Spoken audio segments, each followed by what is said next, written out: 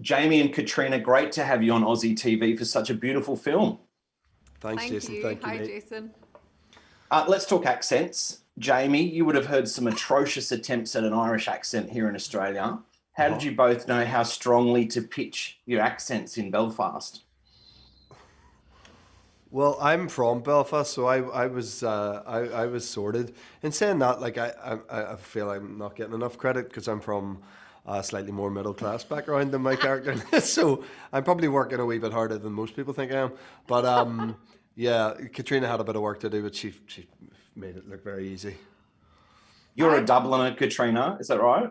Well, I was born in Dublin, but I grew up in Monaghan, which is only really about an hour and a half, not even from Belfast. So, I grew up, but you grow up with that accent on TV all the time. And I was very lucky. There was quite a few people on set who were from Belfast, so it's such a fun accent to do anyway. So it was easy.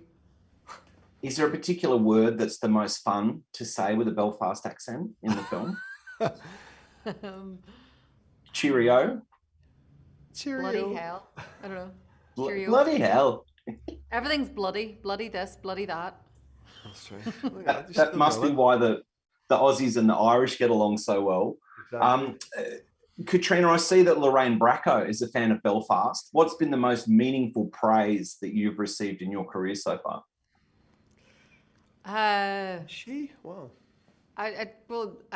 Sharon Stone came to one of our screenings, and Annette Bening actually, both of whom were people I looked up to hugely growing up as actors. So those were kind of mind blowing for them to kind of love the film and be very complimentary about it. Where was I when Sharon Stone was? I met Annette Bening. You were there. All right. She just chose not to come up to me. Fair enough. I think you were scouring the room for Liv Tyler, Jamie. Oh, Jesus Christ. It might have been. It might have been. Have you received praise from someone that was particularly meaningful? Yeah, I mean, Jesus. Jesus. Wow. Yeah, Jesus himself. They said it would never happen, the second coming, but God, yeah. No, Paul Schrader came up to me at Telluride, and I was sitting at dinner, and someone had pointed out that it was Paul Schrader sitting at a table, and I was like, Jesus, I mean, he's responsible for some of the best movies of all time. And then he started to slow as he came past our table, and I was like, what's going on? And then he reached over and shook my hand and said, I wanted to tell you I just watched Belfast, and I thought you were incredible, and I nearly died. It was an incredible moment. Oh, that's so special. I want to thank you for sending me down a Don Rickles rabbit hole mate, in researching you. Thank you. That was really cool. And it really surprised me because from 50 Shades, I assumed you were this hardcore, serious person. Those films were massive in Australia. Mm-hmm. How have your feelings about the character of Christian Grey changed over the years? I don't know. I haven't thought about him for about 7 years, so I don't really know what to say. Yeah, what, Jesus, what, 6 years since I played him. I don't know. I haven't given him much thought. It's funny, you just play one character, you move on to the next. So, glad that it was a hit in Australia and everywhere else in the world, thankfully for me. But yeah, I haven't given him much thought.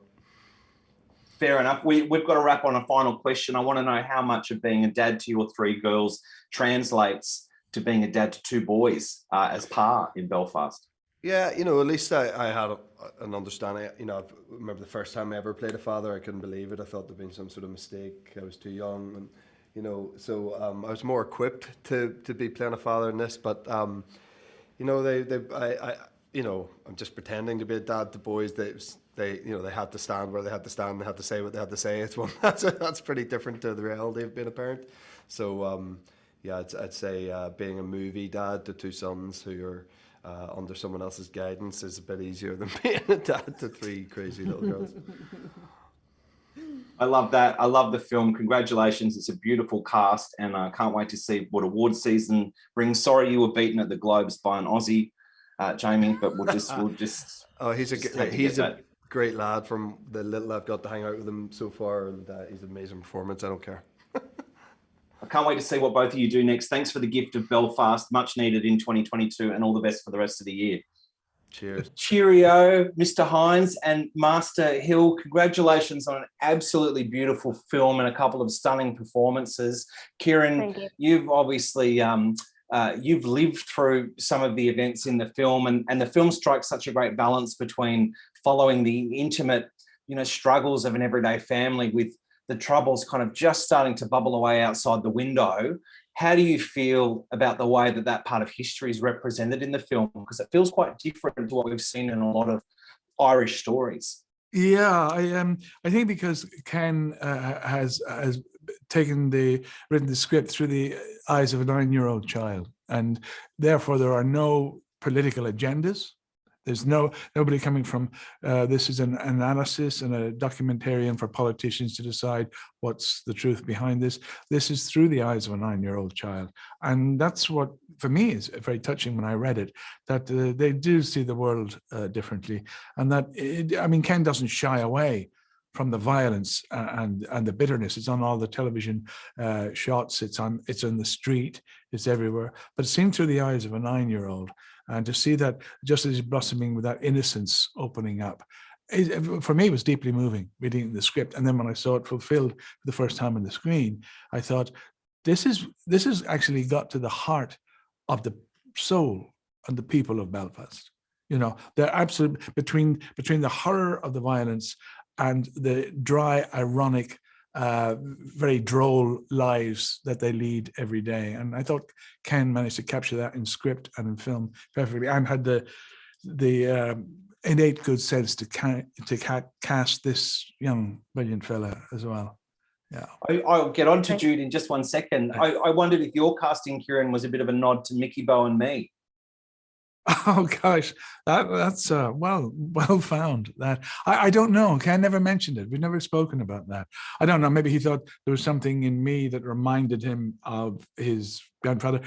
He didn't want replications of his parents. He wanted us to create between the 5 of us, 6 of us, a deep, immediate family bond, and gave us the freedom and the license to do that, to give the spirit of his family. Well, that certainly comes through in the film. It does feel like you've all spent a lifetime together. Jude, well done. What a brilliant performance. Thank you very much.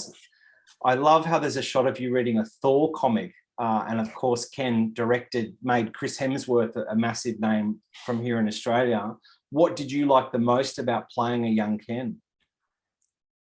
Well, when I first read the script, I immediately sort of felt related to Buddy, because we can relate on a lot of different topics. We're both massive football fans, although the team can differ. But yeah, we're both massive movie fans as well. So I just loved playing a young version of Kenneth Branagh in a hole, and he didn't put me under any pressure at all. As Ciarán said, he wanted us to put a lot of ourselves into the character, and I just loved the way he did that. What was the hardest part of the film for you to film as Buddy? Probably saying all those really, really good, nice things about Tottenham Hotspur. It's very hard for me. I love that. Are you actually 9, or you're a bit older, Jude? I'm 11 now, but when we were shooting it, I was 10.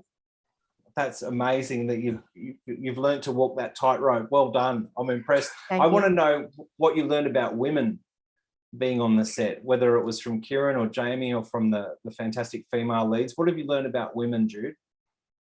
Well, as Judi Dench said, women can beat your head in too, mister. And yeah, Caitríona and Judi Dench are icons, and I look up to them a lot. And they're both very, very funny and beacons of light. I love that. Is it true that Jamie was responsible for most of the having to do multiple takes on set? Is he caused the most havoc on set? Yes. Yeah. I'm just looking about to make sure there's no one here. Such a pleasure to chat with both of you. Thanks for such a beautiful film, and a really big cheerio from everyone, particularly the Irish community here in Australia. We love your work. Please keep it up. Brilliant. Thank you very much, Jason. Thank you. Goodbye.